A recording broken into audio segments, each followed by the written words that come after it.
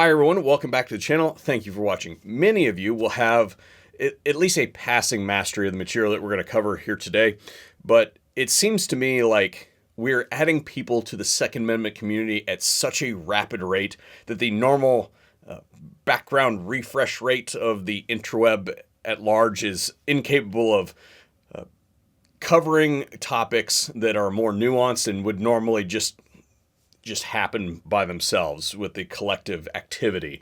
So I feel like today I need to make this video, and if you are well versed in this topic, then this is a reference piece that you can just send to people when they have this particular question. So the question is, tritium night sights. They are radioactive, and I've seen several things posted in the last week or so. Are these dangerous? And the idea is that you are going to take this firearm, you're going to carry it against your person for many, many hours a day, and you are exposing yourself to radiation in doing so. In my situation, not only do I carry a pistol that has tritium night sights on my person, but then when I come home, there's a pistol on my desk, and it's got tritium night sights, so it's right next to my hand. And what is the answer? And the answer, the short answer anyway, is no, it's not dangerous for you. The amount of radiation that's put out by a tritium lamp is much, much less than just about everything else. It's right on par with your normal background radiation, depending on where you live. But I wanted to dig in a little bit farther and discuss what is tritium and how does it work and why it's not really dangerous to you.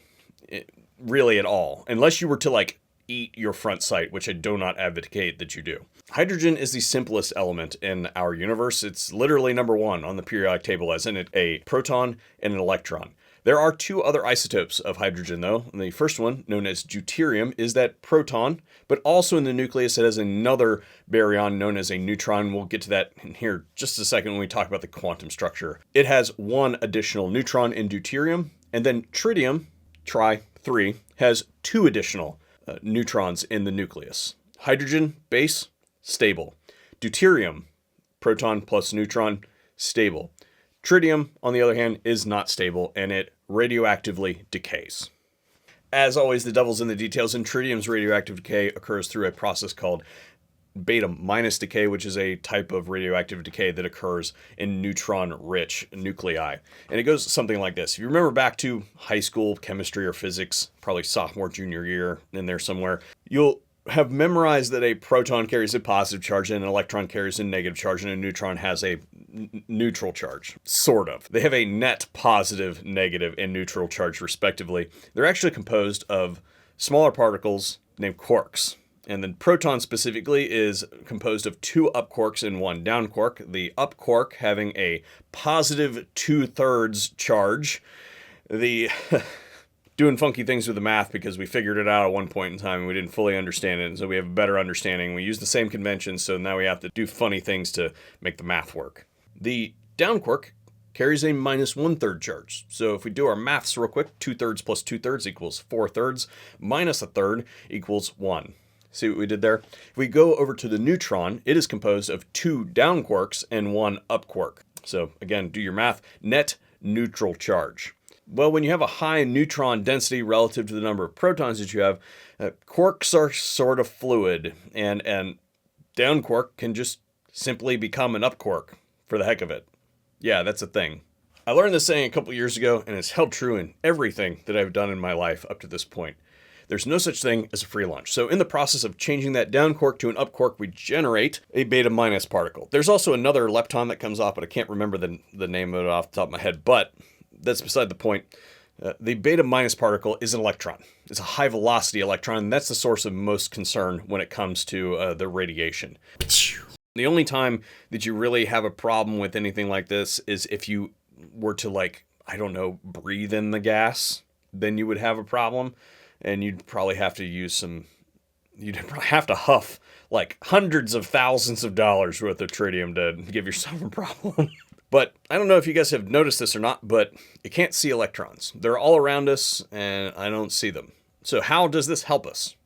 Well, the way that we harness the radioactivity that is occurring in a source of tritium is we put that tritium in an enclosed space with a phosphorescent phosphor. And what it does is absorb that radioactivity and emit some light. So what you're actually seeing is that phosphorescent layer being charged up. Half-life is the time in which it takes half of your sample to degrade. So the half-life of tritium is 12.5 years. So after 12.5 years, you will have half of the original sample. You're probably at that point in time not going to notice a difference at that point in time, because remember, it all has to do with the amount that's in the vial compared to the amount of phosphorescent material that is paired with. So after, what would that be, 25 years, you end up with a quarter of your original starting material. And at that point in time, you're probably going to start noticing a difference, and you're going to change those out.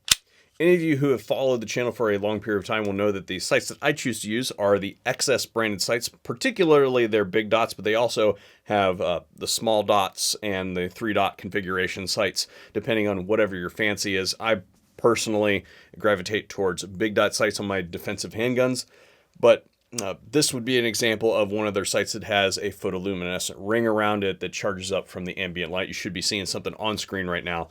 Tritium sites are expensive, guys. And the reason they're expensive is because it can cost anywhere from $25,000 to $30,000 a gram for tritium. The good news is it doesn't take a whole lot to make a vial glow, particularly, again, because we discussed it, it's a ratio of the concentration of the phosphor and the actual gas in the vial that makes it glow.